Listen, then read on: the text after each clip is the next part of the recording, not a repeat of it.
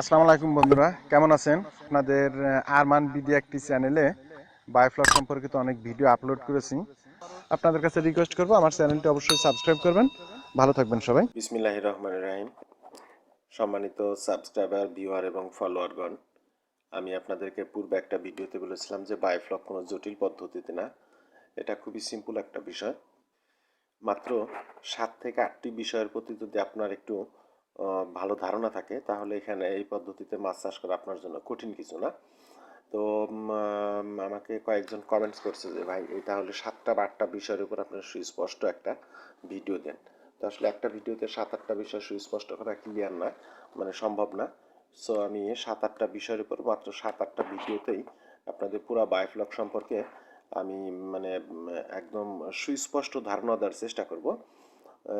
এবং এই 8টা ভিডিও আপনি যাতে পেতে পারেন এজন্য আমার চ্যানেলটি সাবস্ক্রাইব করে পাশের বেল বাটন অন করে রাখুন, যাতে এই 8টা ভিডিও আপনি পরপর আমি আপলোড করার সাথে সাথে আপনারা নোটিফিকেশন পেতে পারেন এবং ভিডিওগুলো দেখে আপনি সেখান থেকে উপকৃত হতে পারেন। তো এই কয়েকটি বিষয়ের 7-8টি বিষয়ের মধ্যে রয়েছে, প্রথমত রয়েছে ট্যাঙ্ক নির্মাণ, তারপর পানি প্রস্তুতকরণ, প্রোবায়োটিক, এয়ারেশন, কোনো অবমুক্তকরণ, মাছের খাবার এবং মাছের কিছু সাধারণ সমস্যার মধ্যে আপনার মাছের কিছু রোগ ব্যাধি, মাছের গ্রোথ এবং আপনার মাছের অ্যামোনিয়া নির্মূল। মূলত এই কয়েকটি বিষয় এর সাথে আপনার জড়িত। তো আমি আজ আপনাদের ট্যাঙ্ক নির্মাণ সম্পর্কে একটু ধারণা দেওয়ার চেষ্টা করব। যদিও ট্যাঙ্ক নির্মাণ খুবই সহজ, মানে সহজ এবং জটিল কিছু না। আপনারা সবাই ট্যাঙ্ক অনেকেই নির্মাণ করে ফেলেছেন বা নির্মাণ করবেন, বা এর জন্য কারো দ্বারস্থ হতে হবে না। তবে ট্যাঙ্ক নির্মাণের ক্ষেত্রে মোস্ট ইম্পর্টেন্ট যে বিষয়গুলো আমাদের সাধারণত ভুল হয় বা যে জিনিসটি করলে ভালো হয়, আমি যেটা প্র্যাকটিক্যাল দেখেছি ঠিক ওই জিনিসটুকু আমি আপনাদেরকে জানানোর জন্য চেষ্টা করব। ট্যাঙ্ক নির্মাণ আমাদের দেশে সাধারণত আমরা 4 ধরনের ট্যাঙ্ক নির্মাণ করে থাকি। তো বেশিরভাগ ক্ষেত্রে আমরা 2টে ট্যাঙ্ক নির্মাণ করি, একটা সিমেন্ট ট্যাঙ্ক আর একটা হচ্ছে তারপুলিন বা পিভিসি ট্যাঙ্ক। তো সিমেন্ট ট্যাঙ্ক খুবই সোজা, এটা আপনাদের শেখানোর কিছু নয়, বলার কিছু নয়। তবে এখানে একটা কথা আমি শুধু বলবো আপনাদেরকে, যে আপনারা যদি গোলাকার ট্যাঙ্ক করেন সমস্যা নাই, সব ওকে। আর যদি আপনারা 4 কোনা আকৃতির ট্যাঙ্ক তৈরি করেন সেক্ষেত্রে আপনারা একটা জিনিস শুধুমাত্র করবেন, সেটা হচ্ছে সিমেন্টের ট্যাঙ্কের 4 কোনা আকৃতির ট্যাঙ্কের 4টি কোনা যে তৈরি হয় ওই 4টি কোনা আপনারা মানে ওই কোনা 4টি কোনায় বালি এবং সিমেন্টের মিশ্রণ দিয়ে 4টি কোনা আপনারা ওইখানে গোলাকার করার চেষ্টা করবেন সামান্য পরিমাণ। এতে হবে কি, আপনার ট্যাঙ্কে যে কোনো সময় আপনি পানি যদি রিসার্কুলেট করেন, অর্থাৎ পানি যদি ঘোরাইতে থাকেন কয়েকবার মাত্র পানিতে কোনো কিছু দিয়ে পানিতে ঘূর্ণায়মান একদিকে পানি করলে, অথবা পানিতে যে আপনারা যখন পানি দেন, অর্থাৎ ট্যাঙ্কে যখন নতুন করে পানি দেওয়া হয়, সেই পানির স্রোতটা একদিকে দিলে সমস্ত ট্যাঙ্কের পানি ঘুরতে থাকে এবং ঘুরতে ঘুরতে ঘুরতে থাকলে কি হয়, একদম ট্যাঙ্কের তলায় নিচে যে ময়লাটা জমে সেই ময়লাটা কেন্দ্রে পতিত হয়, একদম সেন্টারে পতিত হয় এবং সেন্টারেই কিন্তু আপনার আউটলাইনের পাইপ বের করা, সুতরাং ওইখান দিয়ে ময়লা পানিটা বাইরে বের হয় খুব সহজে এবং ইজিলি। তাছাড়া গোলাকার ট্যাঙ্কে বা সিমেন্টের ট্যাঙ্কে আর বিশেষ কোনো ধরনের নয়, তবে সিমেন্ট ট্যাঙ্কের উচ্চতা আপনারা 4 ফিট থেকে 4.5 ফিটের বেশি না করাই ভালো আর কি। 4 ফিট করলে 3.5 ফিট পানি থাকবে, 4.5 ফিট করলে 4 ফিট পানি থাকবে, তো ব্যাপার না। দ্বিতীয় যে বিষয়টা আসছে তারপুলিন ট্যাঙ্ক বা ইউপিভিসি ট্যাঙ্ক। এই ট্যাঙ্কটা বায়োফ্লক মাছ চাষের জন্য এটা খুব বেশি জনপ্রিয় হয়ে গেছে। তো এটা একটু সমস্যা আছে। সমস্যাটা হলো এই তারপুলিন ট্যাঙ্কের যে তারা ওয়ারেন্টি বা গ্যারান্টি দেয় বা এর যে মেয়াদ দেয়, যে 5 বছর 6 বছর আপনারা অনায়াসে ব্যবহার করতে পারবেন, এই কথাটার সাথে আমার একটু কারেকশন আছে। অর্থাৎ যারা ইতিমধ্যে এই তারপুলিনের ট্যাঙ্কে 1টি বা 2টি হারভেস্ট করছেন বা মাছ চাষ করা হয়ে গেছে, তাদের ট্যাঙ্কিগুলো আপনি একটু যদি ভিজিট করেন, কোথাও কোথাও দেখতে পারবেন যে ট্যাঙ্কিগুলোর যে পিভিসির যে তারপুলিনটা, এই তারপুলিনটা অনেকটা নরম হয়ে গেছে এবং তারপুলিনের অবস্থাটা মানে খুব বেশি ভালো নয়।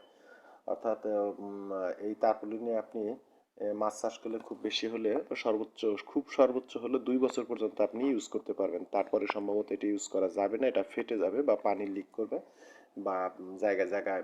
এর মধ্যে অবশ্য ভালো খারাপ আছে, যেগুলো ভালো মানে সেগুলো হয়তো বেশি দিন টিকবে, যেমন চায়না থেকে কয়েকজন আমদানি করছে সরাসরি, তাদের ট্যাঙ্কের কোয়ালিটি কিন্তু অনেক হাই কোয়ালিটি। আর আমরা এমনিতে যে ট্যাঙ্ক মানে আপনার তারপুলিনগুলো বাজার থেকে, নবাবপুর থেকে বা বিভিন্ন জেলা শহরে থেকে যেগুলো ক্রয় করি, সেগুলোর মান কিন্তু অতটা ভালো না। সুতরাং তারপুলিন বা পিভিসি ট্যাঙ্ক আপনারা করলে এই বিষয়টা খেয়াল রাখবেন যাতে তারপুলিনের মান অনেক ভালো হয়। তবে তারপুলিনের যে পরিমাণ দাম হওয়ার কথা ছিল, বায়োফ্লক ৫ জনপ্রিয় হওয়ার সাথে সাথে তারপুলিনের এই দাম কিন্তু আকাশ ছোঁয়া হয়ে গেছে। তারপুলিনের দাম কিন্তু এত হওয়ার কথা না। যাই হোক, সামর্থ্য অনুযায়ী যে যেটা পারেন চয়েস করবেন। এরপর আছে পুকুর ট্যাঙ্ক বা পন্ড লাইনার। এটা আমাদের দেশে জনপ্রিয় না, তবে এটা কিন্তু খুবই সহজ এবং সিম্পল একটা বিষয়, এবং এইটার মাধ্যমে খুব সহজেই অল্প সময়ে এবং অল্প খরচে ৫০,০০০, ৬০,০০০ বা ১০০ লিটার ১ লাখ লিটার পর্যন্ত আপনার ট্যাঙ্কি নির্মাণ করতে পারবেন। এটার সিস্টেমটা হলো জাস্ট একটা পুকুর কাটবেন আপনি ৫০,০০০, ৬০,০০০, ৭০,০০০ বা ১ লাখ লিটারের মাপ করে একটা পুকুর কেটে পুকুরের তলায় যদি পারেন কিছু ইট বিছাই দিবেন, আর যদি তা না পারেন তাহলে তার নিচে ২ ইঞ্চি বালু ভরাট করে তারপরে আপনি তারপুলিনটা বিছিয়ে দিবেন। তবে অবশ্যই আপনাকে এক্ষেত্রে এর পানি বাইরে বের করার জন্য নিচে একটা আউটলাইনের ছিদ্র আপনাকে অবশ্যই রাখতে হবে। এটা তৃতীয় চতুর্থ যে বিষয়টা আসছে টিনের ট্যাঙ্ক বা স্টিলের শিটের ট্যাঙ্ক। আমি নিজে দুইটা প্লেন শিট বা স্টিলের এই এসএস শিটের দুটি ট্যাঙ্ক করছি। পিভিসি বা তারপুলিনের ট্যাঙ্কের তুলনায় এই ট্যাঙ্কের খরচ অনেক কম, অর্থাৎ ২০,০০০ লিটারের দুইটা ট্যাঙ্ক করতে আমার প্রায় ৪০,০০০ টাকা সামথিং কিছু কম বেশি এরকম লাগছে আর কি। কিন্তু আমি যদি তারপুলিনের ট্যাঙ্ক করতে যেতাম ২০,০০০, ৪০,০০০ লিটার, তাহলে আমার খরচ দাঁড়াতো প্রায় ৬০,০০০ বা ৫৫,০০০ টাকার মতো। আর এর ঝুঁকির বিষয়টা তো বলছি। আর স্টিল বা টিনের ট্যাঙ্কে এই ধরনের কোনো ঝুঁকি নাই। অনায়াসে আপনার ৫ থেকে ৭ বছর অনায়াসে ব্যবহার করতে পারবেন। এতে আপনার কোনো সমস্যা হবে না, পানি লিক হওয়ার ভয় নাই, পানি মানে ফেটে যাওয়ার ভয় নাই। তো অনেক বন্ধু আমাকে কমেন্টস করছেন আমি যেন স্টিলের এই শীটের ট্যাঙ্ক কীভাবে প্রস্তুত করা হয় তার একটা ভিডিও আমি আপনাদেরকে আপলোড করি, একদম প্র্যাকটিক্যাল দেখানোর, মানে প্র্যাকটিক্যাল দেখায় আমি এরকম একটা ভিডিও আমি আপনাদের আপলোড করে দেব, এবং তা খুব শীঘ্রই দেবো, হয়তো সামনের শুক্রবার শনিবারের মধ্যেই আমি আবার দেওয়ার চেষ্টা করব। আপনারা সেখান থেকে দেখে উপকৃত হতে পারেন, এবং এই ট্যাঙ্ক নির্মাণ করলে আপনাদের ইসের ট্যাঙ্কের তুলনা, আপনার তারপুলিনের ট্যাঙ্কের তুলনা খরচও কম পড়বে, ঝুঁকিও কম থাকবে। এইখানে আমি আপনাদের একটু বলে রাখি যে এই প্লেন শিট বা শিটের ট্যাঙ্ক অনেকে প্রশ্ন করেন যে মরিচা ধরে যাবে কিনা, মরিচা ধরবে কিনা। আমি আপনাদের একটু উদাহরণ দিই।